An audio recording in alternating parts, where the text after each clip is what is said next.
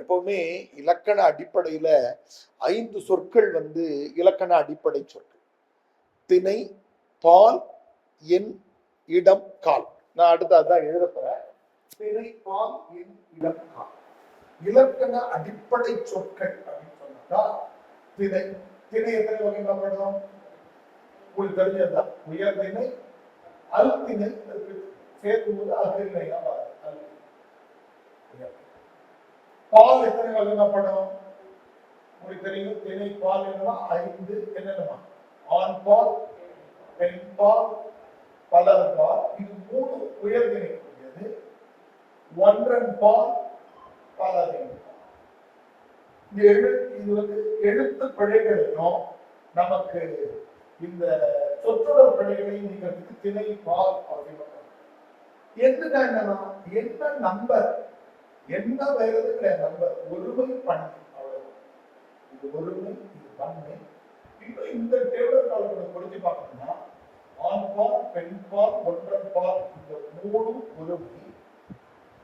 அதே மாதிரி நமக்கு இந்த பலர் பால், பலரின் பால் 2 பன்மை.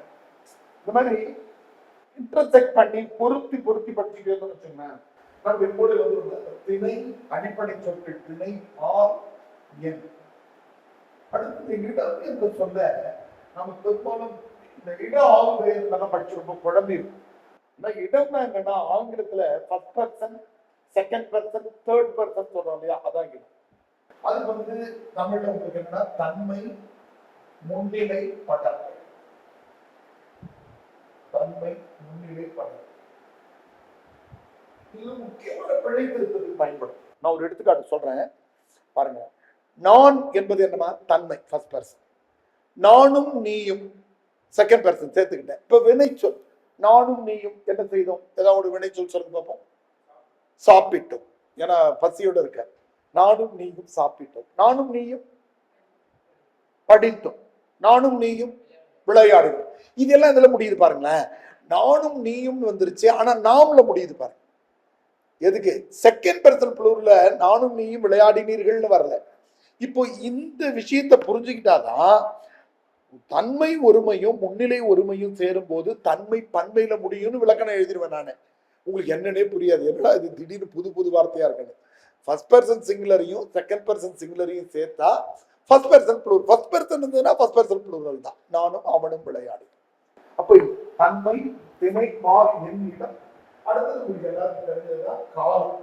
காலத்தை பொறுத்தமட்டில் ஆங்கிலத்தில் 12 காலங்கள் படிப்போம். தமிழை பொறுத்தமட்டில் இறந்த காலம், நிகழ்காலம், எது. இது இந்த 5 இலக்கண அடிப்படை சொற்கள்னு பேர். இந்த இலக்கண அடிப்படை சொற்களை நம்ம புரிஞ்சுக்கும் போது பிழையற்ற வார்த்தைகளை, சொற்றொடர்களை கண்டுபிடிக்கிறதுன்னு இதுலயும் நம்ம பெரிய எடுத்துட்டு வருவோம்.